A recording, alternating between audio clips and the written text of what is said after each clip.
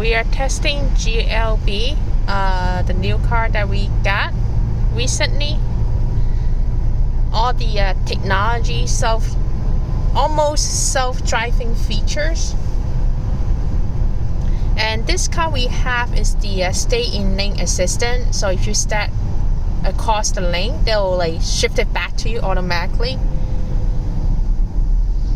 And then at the same time, it will detect the lane and also drive it back in the center of the lane as well once you engage the adaptive cruise control. And good thing about this is also cutting lane for you as well. All this feature only works when you turn on the adaptive cruise control, and also when the line on the road is very clear. Otherwise it's not gonna work.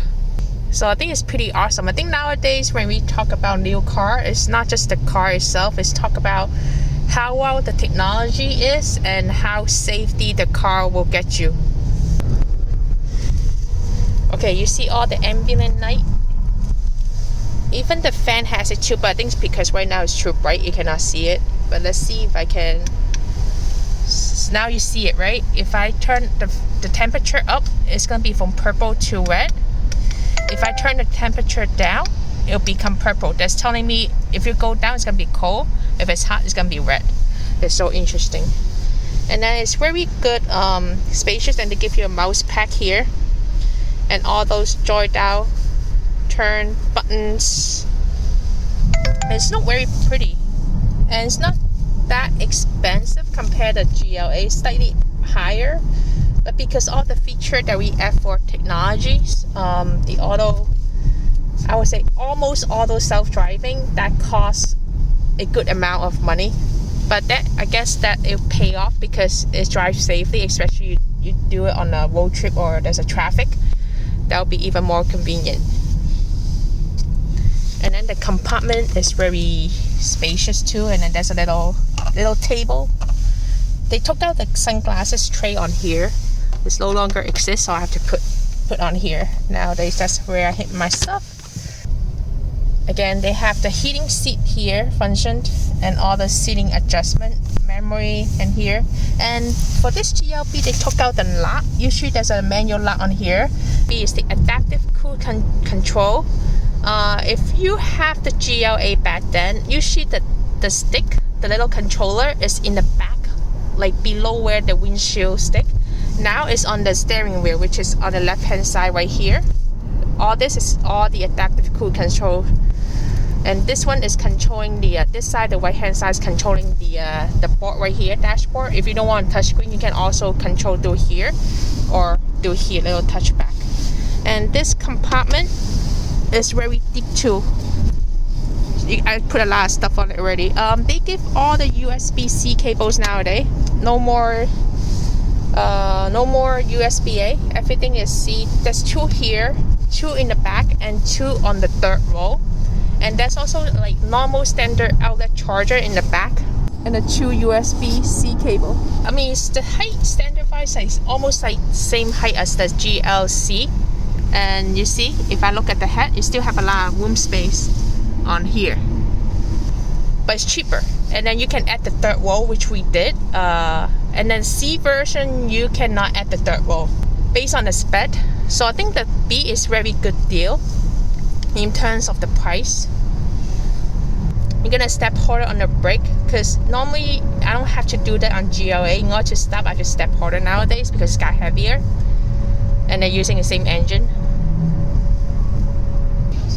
Alright, so we're gonna set the auto cruise control to test out the self-driving with the hands off. Your hand have to put on the steering wheel. If you put it out too long, they'll give you alerts. So right now we're on the right side is don't have a line, so it might not detect stay in lane assistance. But we'll see. We can hand off, and it'll just slow down itself, which is nice.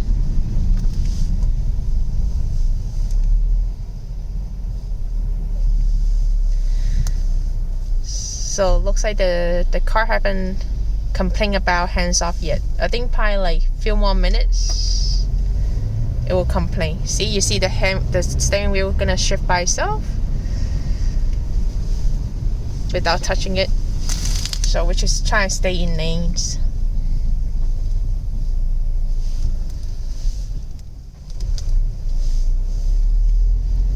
And it's auto started by itself. Do you need to step the gas? I haven't stepped on it yet. Oh, so you automatically start the car too? I think it won't, but it depends how long you've been stopped. I guess if you stop too long, you have to step the gas pedal to pick up the auto cruise control. Looks like I have to step on it now. Now this time you have to step on it, the gas, because it's idle too long. Wonder how many seconds. That doesn't feel long, but you have to step on it. I'm surprised your car haven't alert us to like not touching the steering wheel. I guess I'm touching it every couple, little bit. Prepare to keep right. There you go. You see the message right there? It's blinking red.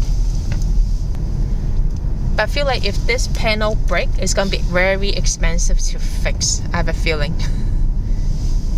Again, we are testing now, so don't do it when you're on the road. Always put your hand on the steering wheel. Alright, now we're gonna try cutting link, auto cutting link. Now it's shifting by itself. Look at it. It's so cool. Yeah, you have to turn on the blinker in order for the auto cut link features to work. But again, this is like testing. Never lift your hand off. I feel like this is very good though. I say driving assistant control. I mean, there's a couple times there's a false alert. It doesn't work for cutting link. You still have to do it. Probably may not detect the line on the floor, the highway floor, so we have to still do it manually. We drove on a slow day.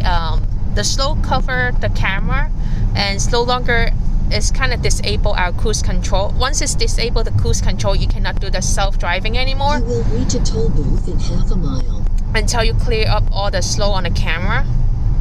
So at that time, the cut link features doesn't work. But the only thing that will work is like stay link assistant. Somehow, maybe the camera still detect it. I don't know.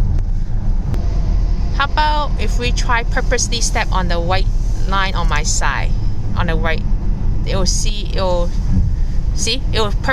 break and then shift it back to moving the link for you. We didn't touch the steering wheel at all. So there's two features about the link assistant. Is one is stay in lane.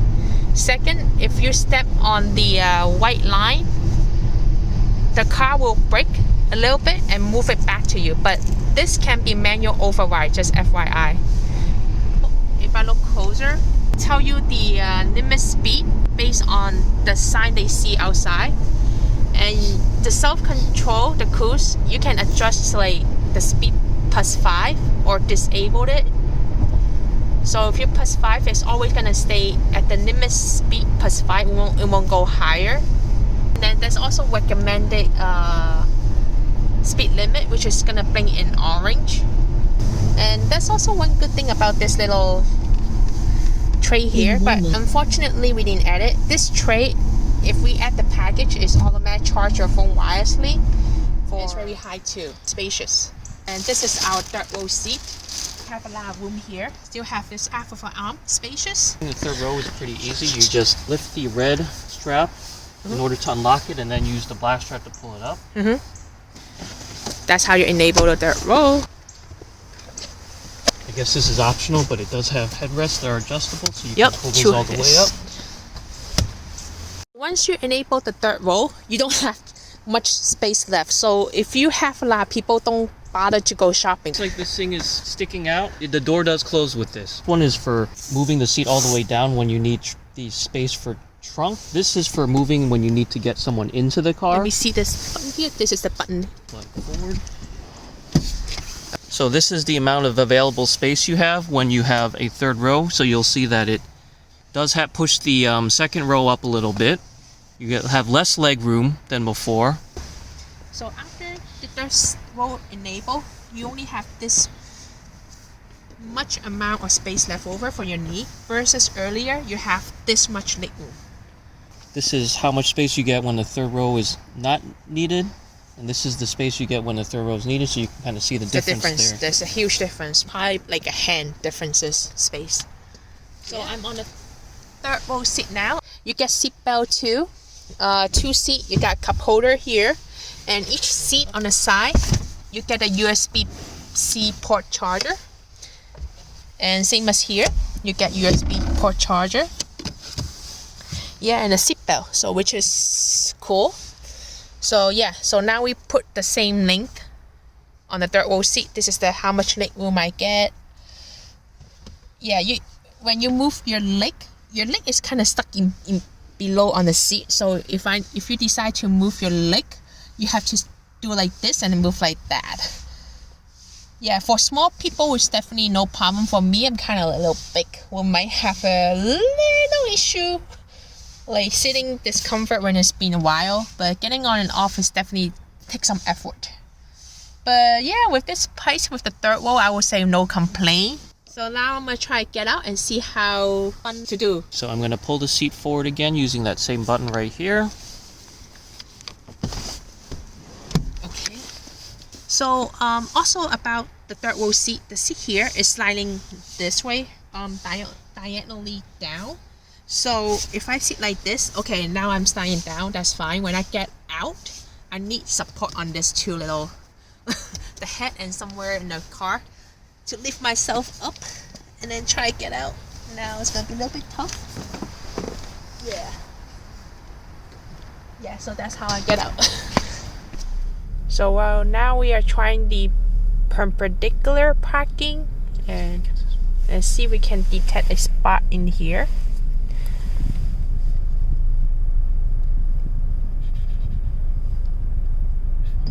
Yep. Found it. So you found it perpendicular. Oh, you see when it goes straight to 90 degrees. This is kind of perpendicular parking. That's where the car pass over. Ready to brake. Yep.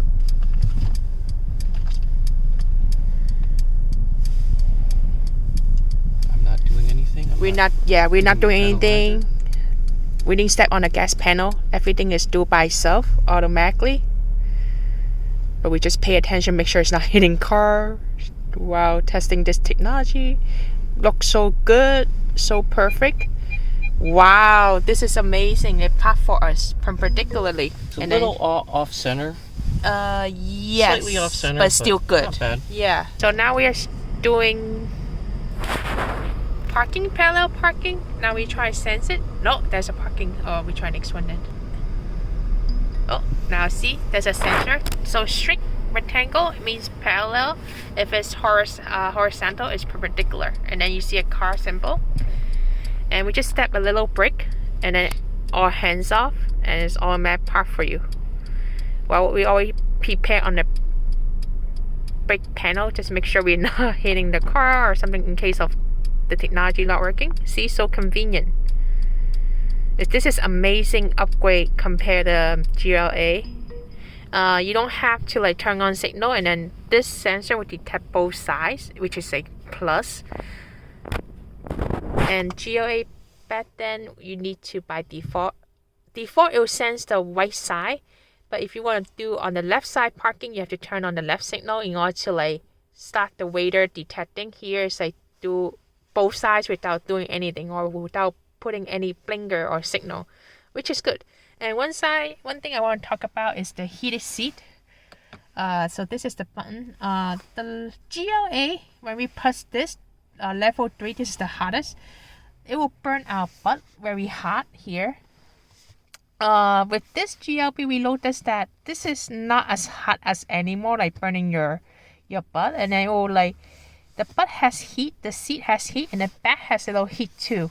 So which is another improvement on it, which we like.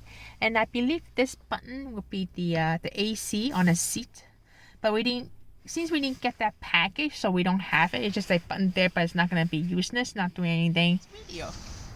So I think we are happy with this GLB because all the features that we have, the price is reasonable. That will enable all the driving almost auto driving feature, lane assistant, cutting lane feature, self parking.